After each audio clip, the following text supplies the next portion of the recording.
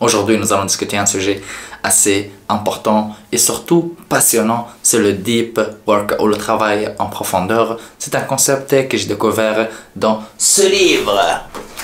Paf! J'ai découvert ce concept dans ce livre. J'ai vu plusieurs recommandations en ligne, je l'ai lu et aujourd'hui je veux vous le résumer. Je vais vous résumer un petit peu le concept. Il s'agit de quoi et c'est quoi les bienfaits de deep work dans notre vie. Donc, sans tarder, nous allons commencer. Go!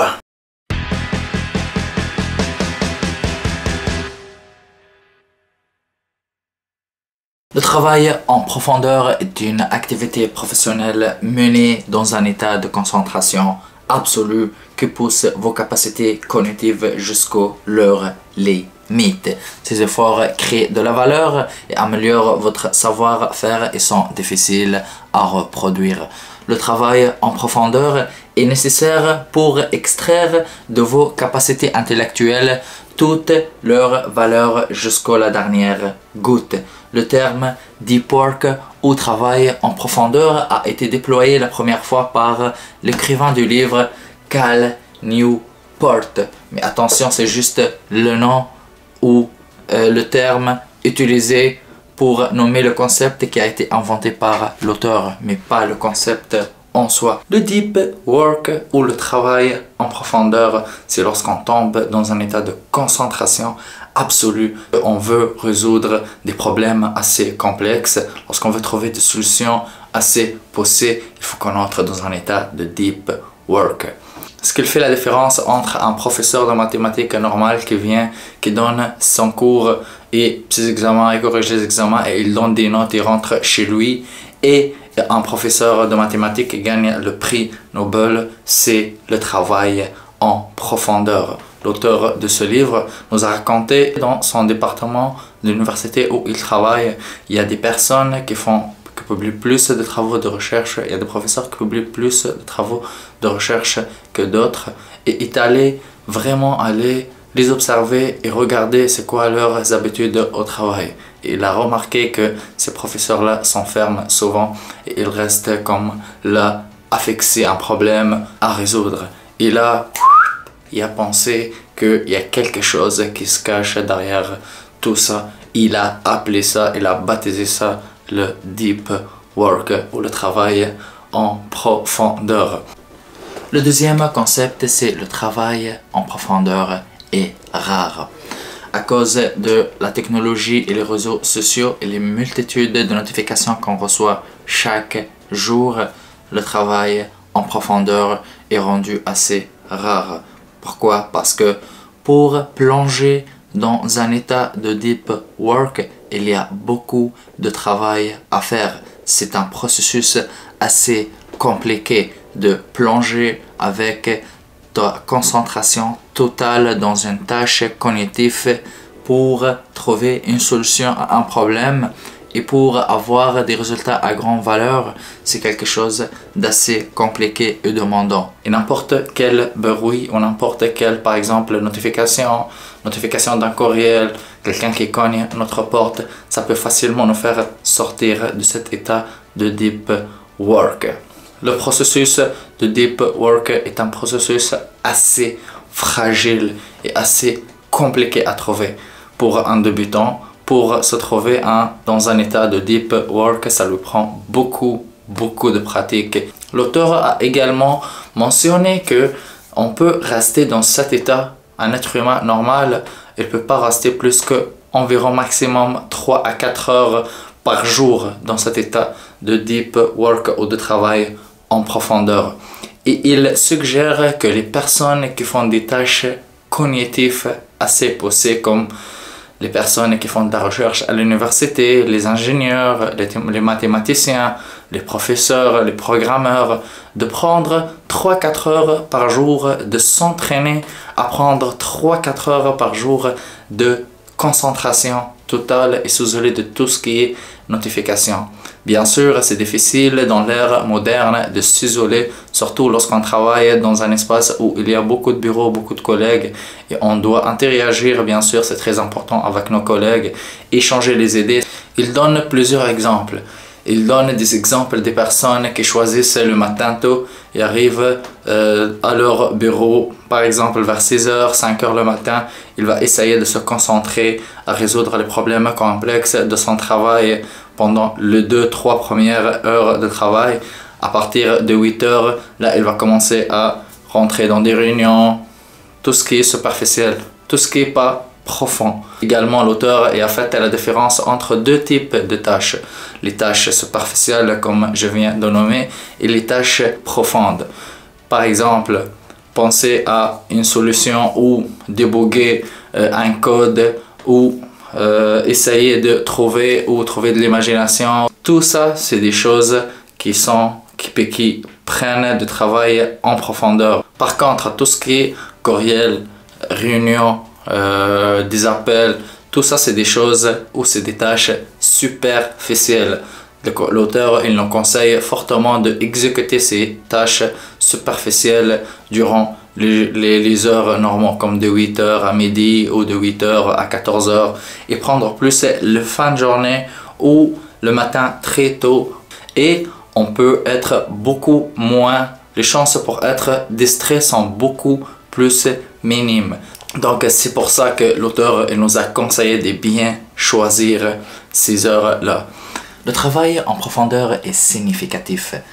Le deep work n'a pas juste des bienfaits sur notre vie professionnelle, c'est sûr que ça nous aide à avancer notre carrière et tout, mais sur le plan personnel aussi, parce que le fait de pratiquer et refaire l'exercice de se mettre dans le deep work et se mettre dans un état de concentration totale, ça va nous aider à voir les choses autrement. Ça va nous aider à bien cerner ce qui nous intéresse et ce qui va nous pousser vers l'avant.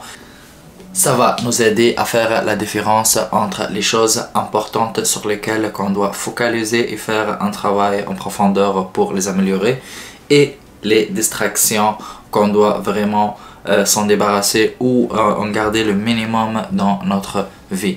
Donc c'est ça les bienfaits du travail en profondeur sur non seulement notre carrière professionnelle mais aussi sur notre vie personnelle. L'auteur a donné l'exemple d'une journaliste scientifique qui a été diagnostiquée par un cancer assez dangereux et assez avancé.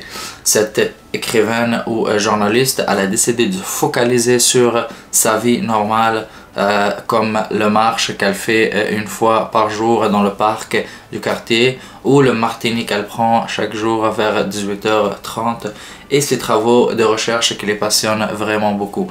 Elle a décidé d'accorder le temps pour penser à sa maladie seulement durant le traitement ou seulement durant la phase où elle doit aller voir le docteur. Et cette manière, comment on voit les problèmes, ça change tout dans notre vie. Parce que notre perception du problème et notre perception de notre vie, elle va vraiment changer. Et ça va nous aider ou pas dans la phase ou dans le processus de trouver une solution à ce problème-là.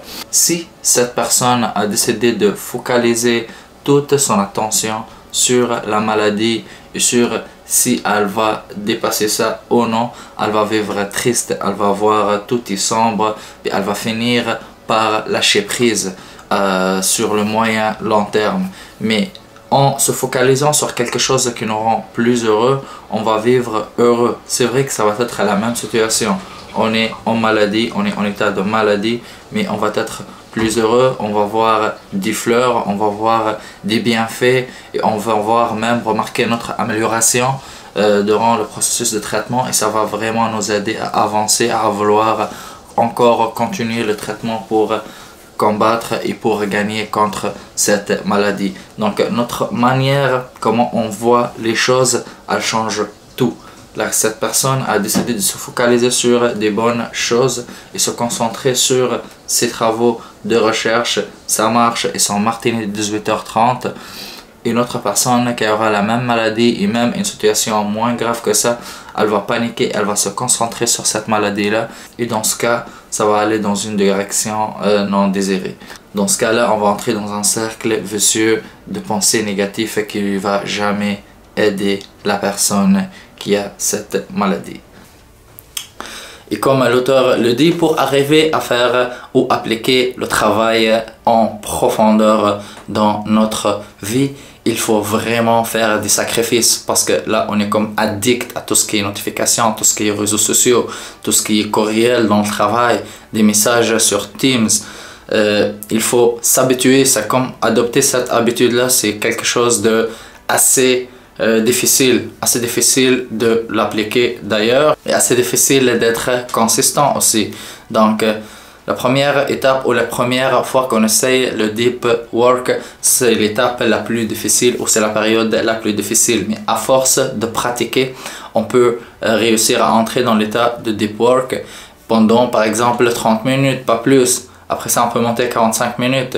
Et l'auteur a dit qu'il y a des personnes, c'est les personnes qui ont des prix Nobel, c'est des personnes qui écrivent Harry Potter et tout ça. Ils réussissent à être dans un état de deep work durant 3 à 4 heures par jour. Les 3 et 4 heures par jour, ça peut remplacer une semaine de travail superficiel d'après l'auteur.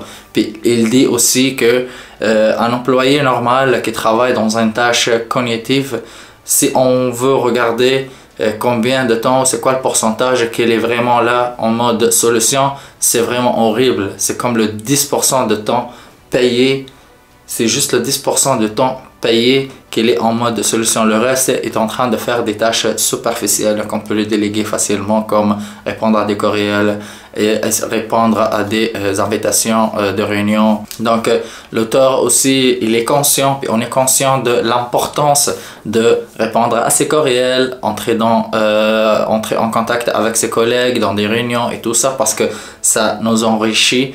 Le fait de échanger nos idées avec les autres et tout ça, ça nous enrichit. Mais il nous conseille de faire ou bien choisir, comme je l'ai dit auparavant, bien choisir le moment pour entrer dans un travail en profondeur. Puis entrant dans un travail de profondeur, on peut même remplacer une semaine de travail. Donc on peut juste imaginer si on est quelqu'un qui en mode solution ou c'est quelqu'un qui son principal rôle dans la vie c'est trouver des solutions à des problèmes.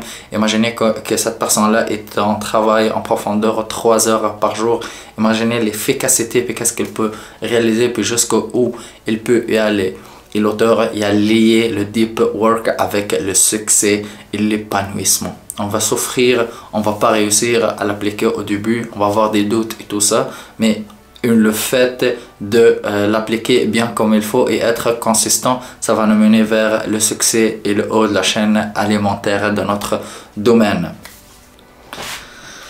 Et bien sûr, le travail en profondeur, c'est quelque chose qu'on peut l'appliquer dans tout ce qui est un peu, on peut dire complexe, ou tout ce qui est cognitif, c'est des tâches cognitives, c'est des tâches qu'on peut on peut pas les remplacer par des robots. C'est par exemple, on peut pas être en mode travail en respectant tous les métiers, bien sûr. On peut pas faire par exemple un travail en profondeur en prenant des charges et en déplaçant des charges. Ça, c'est pas vraiment une tâche cognitive, ça prend pas forcément de travail en profondeur. Mais lorsqu'on est par exemple un développeur web et on veut trouver une solution, puis on veut révolutionner un concept, ou par exemple on doit améliorer, on doit utiliser notre imagination pour pousser des concepts et tout ça. Ça va demander du travail de qualité qu'il travaille en profondeur. Il conseille fortement aussi de s'éloigner un petit peu de réseaux sociaux. Donc c'est sûr que lorsqu'on travaille en profondeur, c'est préférable de rester loin de son téléphone ou par exemple désactiver les notifications de certaines choses. Regardez par exemple si on a des problèmes de famille ou on doit être là pour notre famille, garder par exemple les notifications de tout ce qui est en lien avec la famille, désactiver tout le reste et comme ça on peut s'isoler d'une façon assez intelligente parce que c'est relié avec tout ce qui est superficiel, puis c'est très difficile d'être en état de deep work, puis ça, juste les petites notifications, ils peuvent comme nous faire sortir de cet état assez précieux pour nous et pour notre succès. Et je vais vous présenter le livre. C'est un livre très bon. Moi j'ai trop aimé ce livre là. Je suis pas en train de faire de référencement, rien. C'est un best-seller et juste en regardant ici l'image de l'iceberg qui commence par travail en profondeur, déconnexion, attention, concentration, réflexion, productivité, qualité, valeur ajoutée, épanouissement et succès. Donc lorsqu'on voit des personnes qui sont en mode succès et épanouissement dans leur vie, c'est ce qu'on voit. Mais ce qui est caché, c'est que ces personnes-là sont en train de travailler en profondeur, choisissent des longs moments durant la journée pour être déconnectés. Bien sûr, il faut choisir ça intelligemment. Il ne faut pas s'éloigner de sa famille, de ses enfants. Il faut bien choisir le moment. Et la concentration, il y a beaucoup de réflexion aussi. Donc, sérieux, l'auteur, c'est lui, cet auteur-là, c'est lui qui a baptisé le concept de Deep Work. Ça existait, il y a des personnes qui l'utilisaient, ça fait longtemps, mais c'est lui qui a donné ou utilisé le nom de Deep Work. Je vous conseille fortement de l'acheter. Moi, je l'ai acheté, c'est 34 $ environ. Je pense que c'est environ 30 ou 27 €. C'est quelque chose, c'est un livre pas assez cher, mais ça va ajouter beaucoup de choses à votre vie. Puis c'est vraiment le fun à découvrir et à lire. Sur ce, votre Sage Mode, il vous laisse tranquille.